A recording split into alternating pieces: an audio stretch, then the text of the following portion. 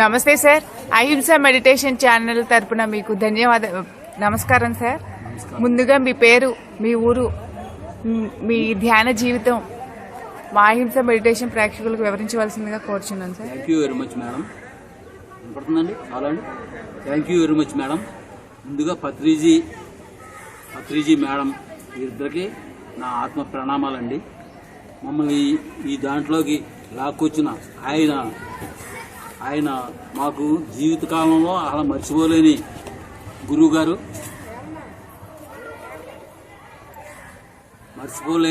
అండి, గురువుమణి. అంచేత ఆయనకి ఎప్పుడు కూడా జీవితాంతం రుణపడి ఉంటామండి. మేము జీవితాంతం మా భార్యాభర్తలు ఇద్దరం జీవితాంతం ఈ మౌన ధ్యానానికి కట్టుబడి ధ్యానాన్ని ఉపదేశిస్తూ ధ్యానంతోనే గడుపుతాం. మేము ప్రతిరోజు మా ఊరు శివాలయంలో ఒక 15 మంది 20 మందితో డైలీ 2 to 4 క్లాస్ జరుపుతామండి. డైలీ అందులో సజ్జన సాంగత్యం, అది త్రిరత్నాలు అంటాం కదండి. సజ్జన సాంగత్యం, స్వాధ్యాయం, ధ్యానం, ఈ 3 కలిసి వచ్చేలాగా మెడిటేషన్ చేస్తామండి. మెడిటేషన్కి తప్పుకోకుండా అందరూ సుమారుగా 25-30 మంది ఉంటారు. అందులో 15 మంది 20 మంది తక్కువకుండా ప్రతిరోజు డైలీ వస్తారండి. మా ఊరు శివాలయం అంటే 2 మేజర్ పంచాయతీలు మయాన్ ఉందండి. అందరికీ సెంటర్ అండి ఆ ఊరు అది. తర్వాత మేము ముఖ్యంగా 2010లో మా ఊరు తటవర్తి రాఘవరావు గారు సారు క్లాస్ పెట్టారండి, 3 రోజుల క్లాసు. ఆ క్లాసులో మా రెండో అబ్బాయి మా ఉభయాలని తీసుకెళ్ళి జాయిన్ చేశాడండి, మా భార్యాభర్తలు ఇద్దరిని. అప్పటి నుంచి ఇప్పటి వరకు ధ్యానం మానుకోకుండా ఎర్లీ ఇన్ ది మార్నింగ్ ధ్యానం 3 గంటలు ప్లస్ మధ్యలో ఇంకొక గంటన్నర అలాగ చేసుకుంటూ ఇప్పటి వరకు కూడా ఒక్కరోజు కూడా మానుకోకుండా మేము ధ్యానం. రోజుకి ఎన్ని గంటలు చేస్తారండి ధ్యానం? రోజుకి ఎర్లీ ఇన్ ది మార్నింగ్ 3 గంటల పైన చేస్తామండి. తర్వాత మధ్యలో ఎంత గ్యాప్ వస్తే అంత, సాయంకాలం మధ్యలో మేము క్లాస్కి వెళ్ళే ముందు 1 గంట చేస్తామండి.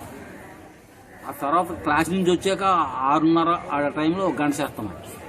ఈ కంపల్సరీ అండి.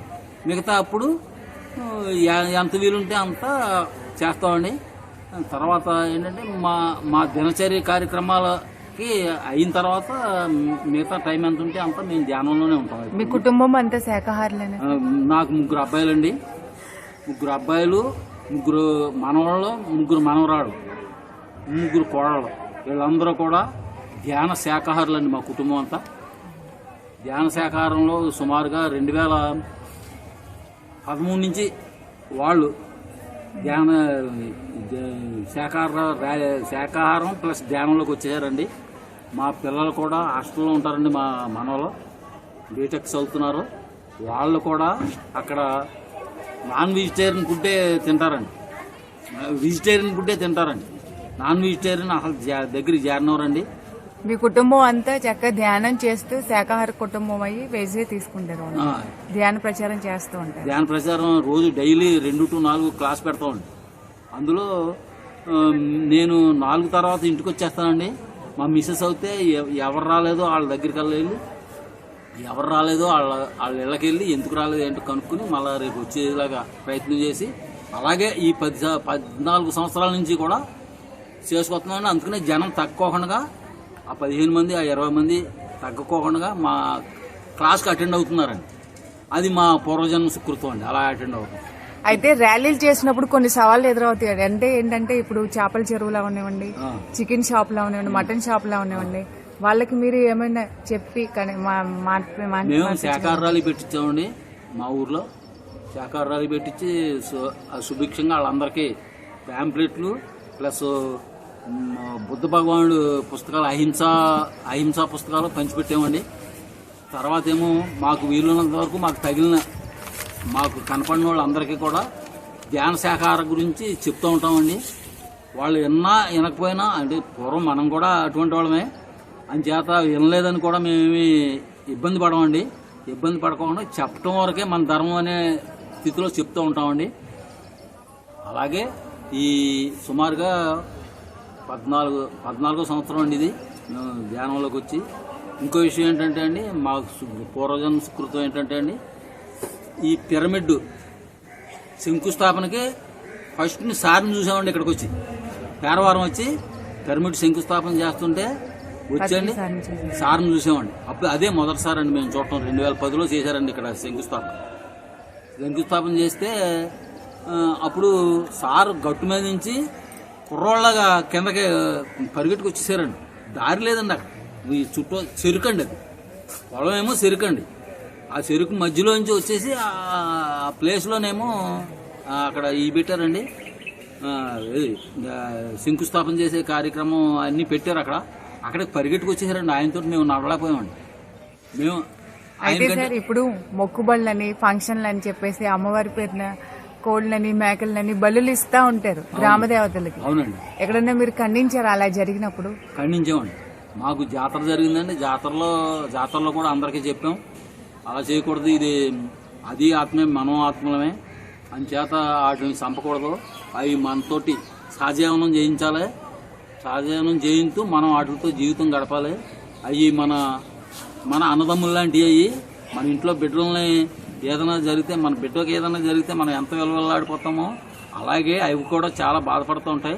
అంచేత వాటిని జాగ్రత్తగా పెంచి పోషించాలి. నోరులేని జీవాలు కాబట్టి మనకు అన్ని విధాలా ఉంది కాబట్టి, అన్నీ తెలుసు కాబట్టి మనం వాటిని పోషించి ప్రకృతిని కాపాడుకోవాలి. మనం ప్రకృతి సమతుల్యాన్ని ఎప్పుడు కూడా దెబ్బతీయకూడదు. అంచేత మనం అంతా కూడా ధ్యాన శాకాహార లైన్లో అహింసాయుతంగా జీవితం గడపాలని చెప్తూ ఉంటామండి. ఓకే అండి, ప్రస్తుత సమాజానికి మీరు ఇవ్వాలని, కొత్తగా ధ్యానంలోకి వచ్చే వాళ్ళకి మీరు ఏమి మెసేజ్ ఇవ్వాలనుకుంటున్నారు? కొత్తగా ధ్యానంలోకి వచ్చే ఆత్మబంధువులందరికీ కూడా శాకాహారం తింటూ ధ్యానం చేయాలండి. ధ్యానం చేసి పిఎంసి ఛానల్ 85 వస్తుందండి. ఆ 85 కంపల్సరీగా చూడాలండి ప్రతి ఒళ్ళును. ఆ 85 ఛానల్ వల్ల, పిఎంసి ఛానల్ వల్లే స్వామి మనకి పాశుపతాస్త్రాన్ని దాన్ని వదిలేసి ఆయన బాడీ వెకెట్ చేశారండి. అదే ఆ పాశుపతాస్త్రాన్ని వదలకోకుండా ఉంటే ఆయన ఇంకా చాలా కాలం జీవించుందండి. 2090 వరకు ఉంటా అన్నారు ఆయన. అటువంటిది ఈ పాశుపతాస్త్రాన్ని వదిలేసి ఆయనేమో బాడీ వెకెట్ చేయడం జరిగిందండి. అందుచేత మనం ఆ పాశుపతాస్త్రాన్ని పట్టుకుని దాన్ని మెయింటైన్ చేస్తూ మేము షేర్లు కొన్నామండి. మొదట్లో 50,000 పెట్టి షేర్లు కొన్నాం. తర్వాత ఏమో రీసెంట్గా 25,000 రూపాయలు దానికి డబ్బులు పంపించామండి. ఎప్పుడు వీలుంటే అప్పుడు, ఎంత వీలుంటే అంత ఇస్తామండి కంపల్సరీగాను. తర్వాత ఏమో ఇక్కడ కూడా చాలా సార్ తోటి మాకు చాలా అనుబంధం ఉందండి. ఇక్కడ 54 రోజులు క్లాస్ పెట్టారండి. 2016లో మౌన ధ్యానం పెట్టారండి. అప్పుడు ఏమీ లేవండి, ఓన్లీ పునాది ఉందండి. ఆ పునాది అయిన టైంలో సారు 54 రోజులు ఇక్కడ మౌన ధ్యానం చేయాలి కంపల్సరీగానే పెట్టించారండి. పాకలండి. అప్పుడు భోజనం చేసి షెడ్ అండి, ఆ మిగతా అన్ని పాకలేనండి. ఆ పాకల్లో ధ్యానం చేస్తూ మౌన ధ్యానం చేస్తూ ఉంటే స్వామి ఒకరోజు విజిట్కి వచ్చారండి. స్వామి విజిట్కి వస్తే మేము ఇప్పుడు మా భార్యాభర్తల ఇద్దరం కూడా, నేను ఏమైందంటే అండి 25,000 రూపాయలు ఇవ్వాలని, పిరమిడ్కి ఇవ్వాలని సంకల్పంతో ఉన్నామండి. డబ్బులు జేబులోనే ఉన్నాయి. స్వామి వస్తారని తెలియదండి. మాకేంటంటే పెద్ద ఆయన ఎవరన్నా వస్తే ఇవ్వాలి, ఆయన చేతిలో పెట్టాలి, ఆయన ఆశీస్సులు తీసుకోవాలని ఏదో చిన్న కోరిక అండి. చిన్న కోరిక అయితే ఒకసారి స్వామి విజిట్కి వచ్చారండి. విజిట్కి వచ్చి భోజనాలు పెట్టారండి. ఆయనే అన్నీ అయిన తర్వాత పడుకున్నారండి, విశ్రాంతి తీసుకున్నారు. మన కల్పనా మేడం గారి హౌస్లో, అప్పుడు కల్పనా మేడం గారు హౌస్ కట్టేశారు. ఆ హౌస్లో విశ్రాంతి తీసుకుంటే నాకు ఏమనిపించిందంటే, కల్పనా మేడం అంటే సీనియర్ మోస్ట్ మేడం అండి. ఆవిడికి నేను ఉన్న విషయం చెప్పానండి. మేడం, మేము ఇలా కొన్ని డబ్బులు తీసుకొచ్చాం, సార్ చేతిలో పెట్టాలని మా ఉద్దేశం. అంచేత మీరు ఎలాగోని అలాగ పెట్టించి ఏర్పాటు చేయించాలి మమ్మల్ని అని చెప్పి అడిగానండి. అడిగితే ఆవిడ వెంటనే సార్ దగ్గరికి వెళ్ళి విశ్రాంతి తీసుకుంటూ ఉండగా వెళ్ళి ఏమంటే ఇలాగ ఒక దంపతులు ఇలాగ మీకు మీ చేతిలోనే పెడతా ఉంటున్నారు డబ్బులు అని చేత మీరు తీసుకోవాలి అని చెప్పి అంటే నడు మేడం అని వెంటనే ఇమ్మీడియట్గా ఆ మాట తెలిసిన వెంటనే ఇక్కడికి వచ్చేసారండి. ఈ భోజనాలు చేసి వాళ్ళ దగ్గరికి వచ్చేసారు. భోజనాలు చేసి వాళ్ళ దగ్గరికి వచ్చిన తర్వాత అక్కడ కూర్చున్నారండి. మీకు వల్లనే కూర్చున్నారు. మేము అప్పుడు ఆవిడ కల్పన మేడం గారు పిలిచారు మమ్మల్ని. పిలిచి రండి మీరు ఏదో ఇస్తా అన్నారు కదా స్వామి వచ్చారు అన్నారు. మేము మా భార్య నేను ఇద్దరం కలిపి ఆయన చేతిలో 25,000 రూపాయలు పెట్టామండి. పెడితే ఆయన ఎలా తీసుకున్నారండి, దోషులతో తీసుకున్నారండి. ఆయన దోషులతో తీసుకుని ఇంకా మెరిట్ ఏంటంటే అండి ఆయన మాకు 25,000కి రిసీట్ రాసి సంతకం పెట్టించారండి. ఆ రిసీట్ ఎప్పటికీ దాచుకుంటామండి. అది స్వామిది. అంత ఆ స్వామి అలా దయ చూపారండి. ఆయనకి ఇవ్వటం వల్ల అలాగే అయిందండి. తర్వాత ఏమైందంటే అండి మా మిస్సెస్ ఒకసారి కోమాలోకి వెళ్ళిపోయిందండి. ఆవిడ ధ్యానం బాగా చేద్దండి. ఎప్పుడు నైట్ అంతా అసలు నిద్రపోదు, ధ్యానం ఎక్కువగా చేస్తూ ఉంటుంది. దాంట్లో ఒక స్వామీజీ మా ఊరు వచ్చారండి. స్వామీజీ వస్తే ఆయన ద్వారా ఈవిడ ఆ పక్కన కూర్చుని మెడిటేషన్లో ఓవర్ అయిపోయిందండి. ఓవర్ అయిపోయిన తర్వాత మేము ఇంటికి వచ్చిందండి. ఇంటికి వచ్చిన తర్వాత మామూలుగానే ఉంది, బాగానే ఉంది అనుకున్నాం. మేము మళ్ళీ క్లాస్కి బయలుదేరామండి. క్లాస్కి బయలుదేరే లోపల నేను ముందు వెళ్ళిపోతానండి. ఆవిడేమో పనులు చూసుకుని ఇంట్లో అన్నీ చూసుకుని వస్తుందండి. నేను ముందు వెళ్ళిన తర్వాత ఆవిడ వస్తుంది కదా నేను వెళ్ళిపోయాను. తీరా చూస్తే ఆవిడ కోమాలో ఉండిపోయిందండి. ఇంట్లో కోమాలో ఉండిపోతే మా కోడళ్ళు ఏం చేశారంటే ఏంటి ఈవిడ ఇంకా రావట్లేదు, వాళ్ళేమో కింద ఉంటారు మేమేమో పైన ఉంటామండి. ఏంటి ఈవిడ ఇంకా రాలేదు అని చెప్పి వాళ్ళ ఏం చేశారంటే అండి ఆవిడ దగ్గరికి పైకి వెళ్ళి చూశారు. చూస్తే ఈవిడ కోమాలో ఉందండి. చేతిని గాజులు తీసేశారు, మెడలో ఏయో వస్తువులు తీసేశారు. అయినా ఈవిడికి ఏం తెలియట్లేదు. తెలియకపోతే అప్పుడు ఏం చేశారంటే అండి నేను అప్పటికి 4 అయిందని నేను క్లాస్ అయిన తర్వాత ఇంటికి వచ్చాను. ఇంటికి వచ్చాక ఇలా ఉందండి మనం హాస్పిటల్ తీసుకోవాలి తప్పదు అది ఇది అని వాళ్ళు కంగారు పడిపోతున్నారండి.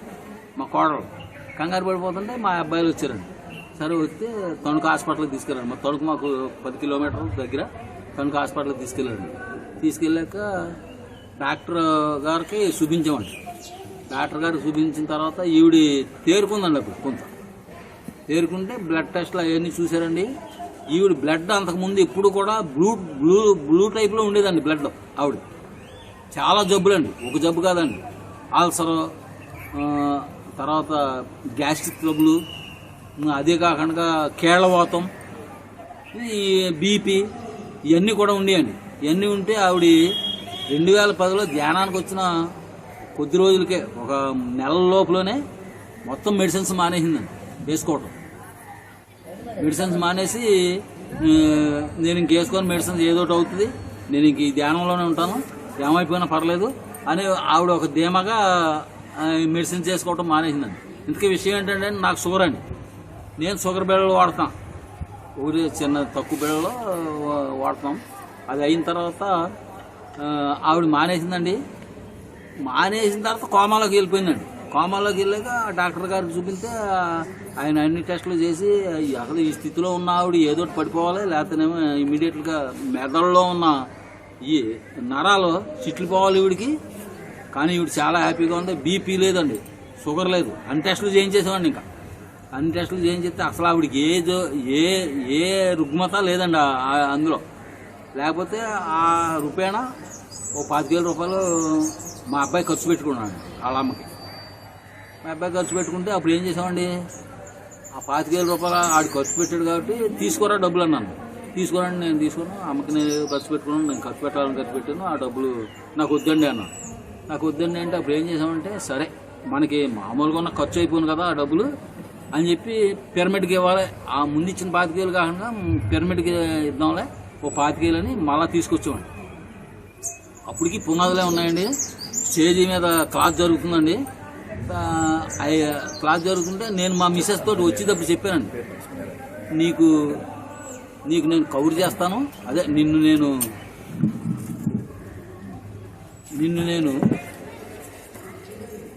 కవర్ చేస్తాను. నువ్వు అంటే ధ్యానం మీటింగ్లో ఉండిపోయిందండి ఆవిడ. నీకు నేను కవర్ చేస్తాను, కవర్ చేసినప్పుడు వస్తే మన ఇద్దరం కలిసి స్టేజ్ మీదకి ఎక్కి ఆ 25,000 ఇద్దాం, స్వామి చేతిలో పెడదాం, ఇది వరకటం మళ్ళీ అని చెప్పానండి. చెప్తే ఆవిడ సరిలేని అలాగే ఎదురు చూస్తుందండి. నాకేమనిపిస్తుందంటే అండి, ఇగో అంటే చెప్తానండి, నాకు చాలా కొంచెం ఇగో ఉండేదండి ఇదివరకు. అది ఏమైందండి, ఒక ఆవిడ సార్ మీరు రోజుకి ఎన్ని గంటలు ధ్యానం చేస్తారు సార్? రోజుకి సుమారుగా నా టార్గెట్ అవుతాయండి. మాకు ఏల్పూర్ మౌన స్వామి ఉన్నారండి, ఆయన 9 గంటలు ఒక సిట్టింగ్ చేస్తారండి. మీరు ఎంతసేపు చేస్తారు సార్? ఆయన 9 గంటలు, నేను రోజులో మొత్తం ఎప్పుడొకప్పుడు చేయాలని నా సంకల్ప బలం అండి. ఓకే. కానీ నేను అంతవరకు రీచ్ అవ్వలేకపోయానండి. ఇప్పుడు వరకు రీచ్ అవ్వకుండా సుమారుగా 3 గంటలు తెల్లవారుజామున ఉంటామండి. తర్వాత 2-3 గంటలు వీలున్నంత మట్టుకు చేస్తానండి. మీరు శాకాహార ర్యాలీ బాగా చేస్తారు సార్? శాకాహార ర్యాలీ ఎక్కడున్నా వెళ్తామండి. ర్యాలీలు చేస్తుంటే ఎట్లా అనిపిస్తుంది సార్ మీకు? మాకు చాలా చాలా ఆనందంగా ఉంటుందండి. ఓకే. మా మిస్సెస్ అయితే ఆవిడ నడవలేదండి. ఓకే. శాకాహార ర్యాలీ అంటే చెవి కోసుకుంటుందండి, కూడా నడుతుందండి ఆవిడ. ఓకే. అంత బలం మన పత్రిజీ సార్ ఇస్తారండి ఆవిడకి. సరే సార్. దాని మీద ఏమో సరే. అహింస గురించి చెప్పండి సార్ 2 ముక్కలు. ఒక ప్రపంచానికి శాకాహారం తినమని అందరికి చెప్పండి సార్. చెప్పాను. ఇంకొక చిన్నది అనుభవం స్వామితో చెప్పి, అప్పుడు 25,000 రూపాయలు ఆవిడ ఖర్చు అయ్యేది మా అబ్బాయి పెట్టుకున్నాడండి. మా అబ్బాయి పెట్టుకుంటే అప్పుడు నేనేం చేశానంటే, సరే పిరమిడ్కి ఇచ్చేద్దామని 25,000 మళ్ళీ తెచ్చామండి. తెచ్చిన తర్వాత వీడితో చెప్పాను, నిన్ను పిలుస్తాను, మన ఇద్దరం కలిసి స్టేజ్ మీద ఎక్కి స్వామి చేతిలో పెడదాం అని చెప్పి అన్నానండి. అంటే తర్వాత ఏమైందంటే అండి, ఒక ఆవిడ 7 లక్షలు చెక్ తెచ్చింది. 7 లక్షలు అండి ఆవిడ ఇస్తానన్నాను. 7 లక్షలు ఇస్తానంటే ఆవిడ అబ్బాయి ఒకడు పోయాడంటండి ఇవ్వకోకుండా. పోతే ఆవిడ ఏం చేసిందండి, 2 ఏళ్ళు తేరుకోలేకపోయిందండి. 1 సంవత్సరంన్నర అంతవరకు తేరుకోలేకపోయింది.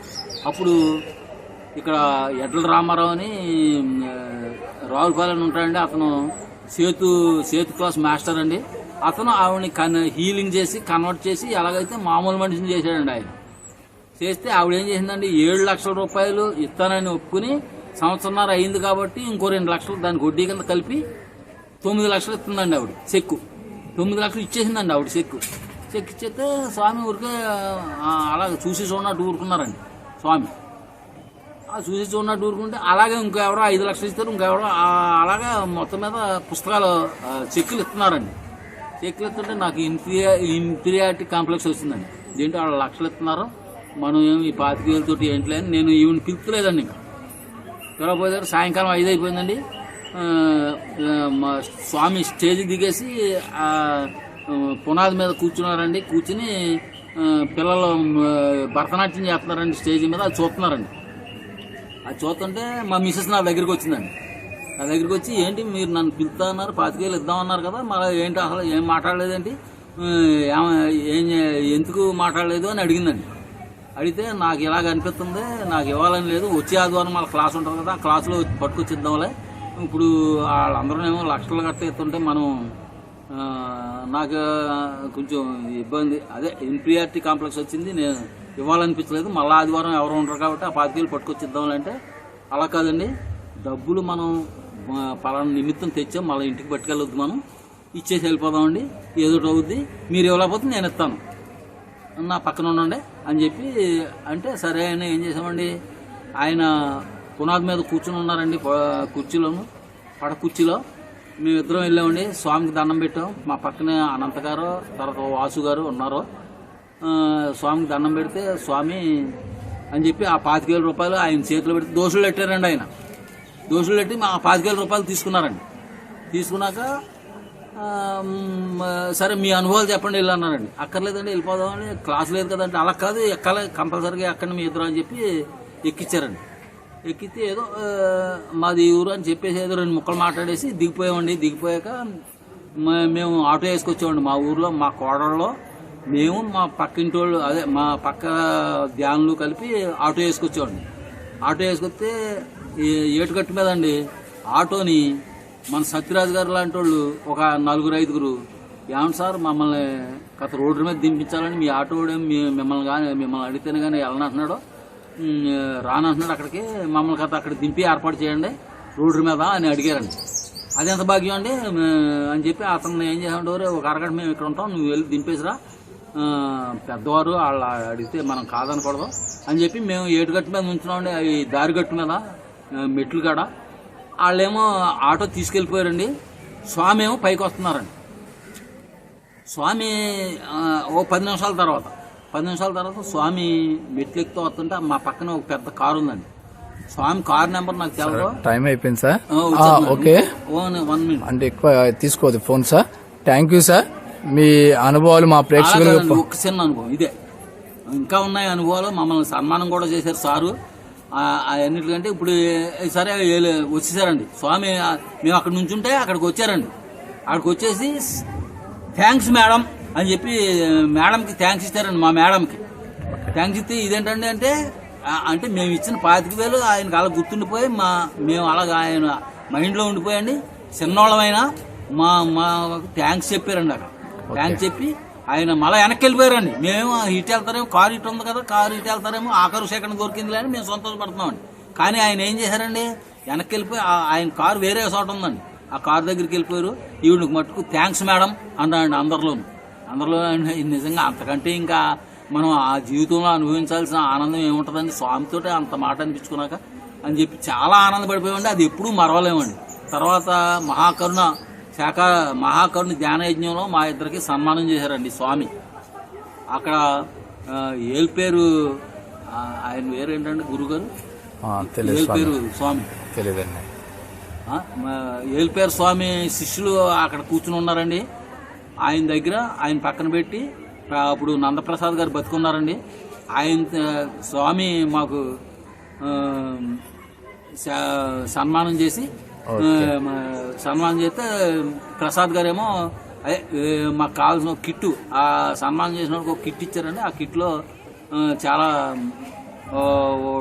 ఒక ఏంటంటే పరమ గురువులు పుస్తకాలు ఇంకా ఏవో ఉన్నాయండి. ఆయన్ని కూడా ఒక కిట్ ఇచ్చి జాగ్రత్తగా మమ్మల్ని సన్మానించారండి. అది కూడా మేము జీవితంలో మర్చిపోలేమండి. స్వామితో అలా చేయించుకున్నాం. అంత అదృష్టం ఇంకా మాకంటే అదృష్టవంతులు ఎవరూ లేరని మేము భావిస్తూ ఉంటాం. మేము జీవితాంతం మా లైఫ్ ఎండింగ్ అయ్యే వరకు కూడా మేము ఈ ధ్యానాన్ని వదలం, సార్ని వదలం. ఆ సార్ అడుగుజాడలోనే నడుస్తూ సార్తోటే ఉంటాం, ధ్యానంలోనే ఉంటామని మీ అందరికీ తెలియజేస్తున్నాను. అంచేత నన్ను అందరూ థ్యాంక్ యూ అండి. అహింస ఛానల్ తరపున మీకు ధన్యవాదాలు సార్.